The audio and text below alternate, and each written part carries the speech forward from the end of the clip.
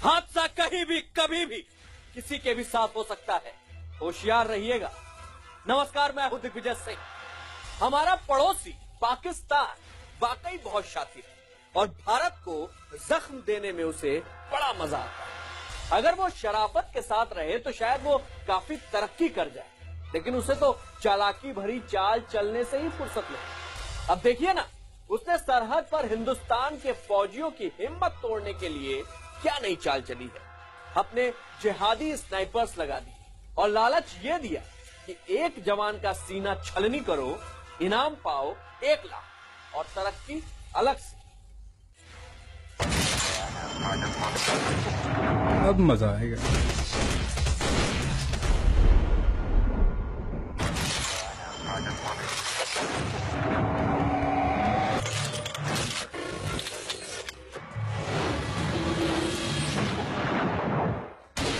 पाकिस्तान की नापाक साजिश। वो लोग घुसपैठियों को आगे बढ़ाना चाहते हैं और इसलिए हमारे सेंट्रीज को, जो ऑब्जर्वेशन पोस्ट पर हैं, उनको न्यूट्रलाइज करना चाहते हैं। एक गोली, एक निशाना, एक जवान। सरहद पर बढ़ा दी स्नाइपर्स की तैनाती। उनको शाबाश मिलती है, उनको कई जगह पर प्रमोशन भी दिया जा सकता है।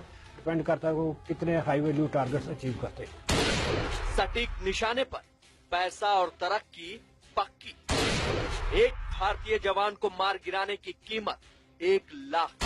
सिलेक्टेड टारगेट्स के लिए स्नाइपर्स को दिया जाता है, सिलेक्टेड जगह पर इनको तैनात किया जाता है। अमेरिकी बंदूकों से भारतीय सिर का निशान, पाकिस्तानी सेना तय करती है टारगेट। सिंगल शॉट्स में टारगेट इनको दिया जाता है।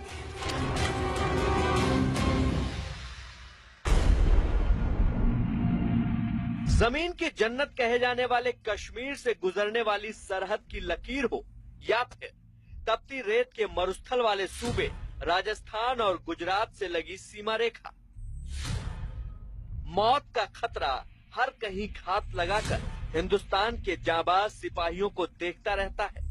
और चौकन्नी निगाहें जरा सा भी चूकी तो बस अचानक सन्नाटे को चीरती हुई एक गोली गुजर जाती है। वो गोली अगर अपने निशाने से चूकी तो इस सरहदी इलाके में कुछ देर के लिए आतिशबाजी जैसा आलम बन जाता है और समूचा इलाका बस गोलियों की आवाज से गूंजने लगता है। लेकिन अगर बदकिस्मती से वो सरहद की हद लांघ कर आई गोली अपने टारगेट पर लग जाती है तो मातम की चीख पूरे मुल्क में सुनाई देती है।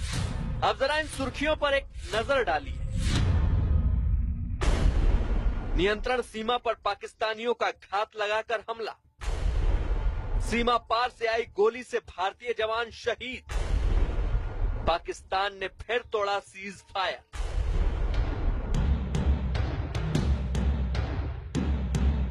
अक्सर हम ऐसी सुर्खियों से रूबरू होते ही रहते हैं, लेकिन अब पाकिस्तान ने भारत की सरहद पर हिंदुस्तान के जांबाज सिपाहियों से मुकाबला करने के लिए एक नई चाल चली है और उस चाल का नाम है स्नाइपर्स। जी हां, और अगर सेना से ताल्लुक रखने वाले सूत्रों की बातों पर यकीन किया जाए तो पाकिस्तान ने अपनी बॉर्डर एक्शन टीम यानी बैट के बाद भारतीय सिपाहियों की मौत की सुपारी चुने हुए निशानचियों को सौंपी है, जो ज्यादा गोली खर्च किए बगैर हिंदुस्तानी फौज को ज्यादा नुकसान पहुंचा सकते हैं।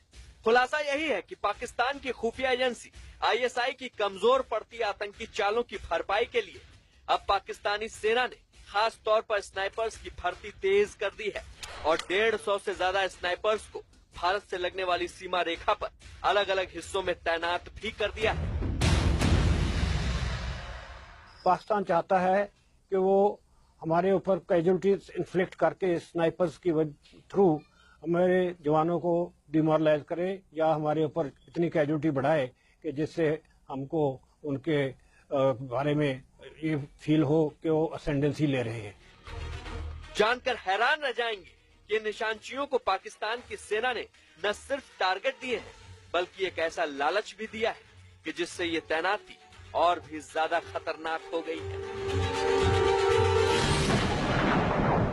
पिछले कुछ अरसे में पाकिस्तान एक से बढ़कर एक चाल चली, लेकिन हर एक में उसे मुंह की खानी पड़ी। चाल इस बार भी चालाकी भरी चली है। उसने अपने खास तौर पर तैयार किए गए निशानचियों की पूरी एक पलटन को लंबी चौड़ी सरहद की अलग अलग चौकियों में तैनात कर दिया। लेकिन चौंकाने वाला पहलू ये है कि ये निशानची सेना के फौजी नहीं बल्कि आतंकियों की पलटन के वो भटके हुए नौजवान हैं जो आतंकी कैंप में पनाह लेते हैं। अब मजा आएगा।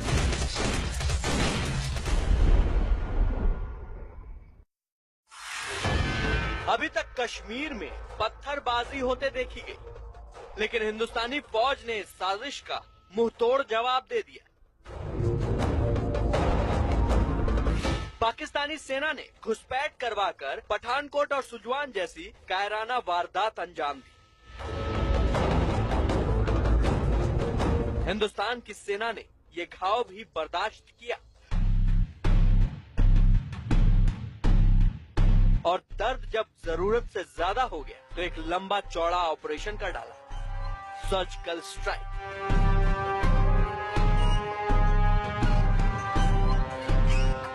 लेकिन अब पाकिस्तान ने सरहद पर साजिशों का नया जाल बिछाना शुरू कर दिया है ताकि हिंदुस्तान के सीना ताने मोर्चे पर तैनात जाबाज सिपाहियों को निशाना बनाया जा सके। क्योंकि ये पाकिस्तानी सेना अच्छी तरह से जानती है कि हिंदुस्तान के सिपाही से टकराना मौत से मुकाबला करने के बराबर है। लिहाजा अब उसने छिपकर हमला करने और भारतीय फौज के सिपाहियों को चुपके से मौत के घाट उतारने के लिए स्नाइपर्स की भर्ती बड़े पैमाने पर शुरू कर दी है।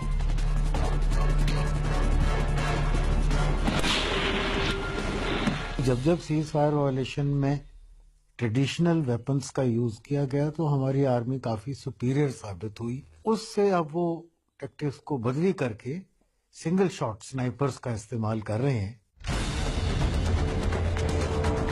सेना के सूत्रों की माने तो पाकिस्तान की सेना ने अब अपने आतंकियों की तर्ज पर स्नाइपर्स को भी लालच देकर भारतीय सिपाहियों को निशाना बनाने के लिए उकसाया है। बल्कि ये कहा जाए कि पाकिस्तान की सेना ने रुपए और तरक्की का लालच देकर एक गोली, एक जवान और इनाम 1 लाख रुपए का लालच देकर स्नाइपर्स की फौज को सरहद पर तैनात किया है।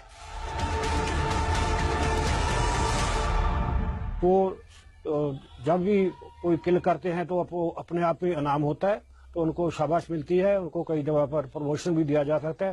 डिपेंड करता है वो कितने हाई वैल्यू टारगेट्स अचीव करते हैं। खुलासा है कि सरहद पर अगर किसी स्नाइपर्स की गोली का निशाना कोई भारतीय जवान बनता है तो उस पाकिस्तानी स्नाइपर्स की तरक्की पक्की हो जाती है।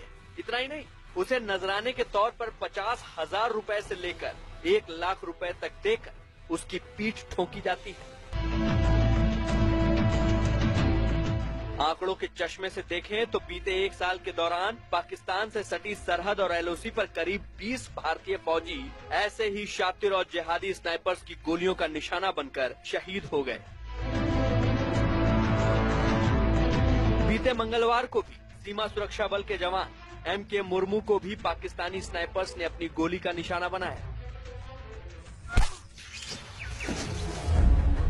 लेकिन सेना में सुगबुगाहट इस बात को लेकर भी है कि पाकिस्तान की फौज ने अब हिज्ब, जैश, जमातुल मुजाहिद, हरकत और तहरीक उल मुजाहिदीन के आतंकियों को शार्प शूटर की ट्रेनिंग देकर उन्हें खास तौर पर सेना में स्नाइपर्स के तौर पर तैनात किया है। और सेना तक पहुंची खबरों पर यकीन किया जाए तो ऐसे जिहादी स्नाइपर्स की तादाद करीब 30 है। पाकिस्तान की आर्मी जिया-उल हक के टाइम के बाद के समय से एक किस्म की मजहबी आर्मी बन रही है और इस्लामाइजेशन उसका हो रहा है।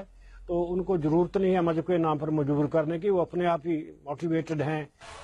खबरों का खुलासा यही कहता है कि पाकिस्तान ने करीब 150 से ज्यादा स्नाइपर्स को अपनी सरहद पर अलग अलग चौकियों में तैनात किया है और उनके हर एक सटीक निशाने के बाद रैंक के हिसाब से उन्हें तरक्की और पैसा दोनों दिया जाता है।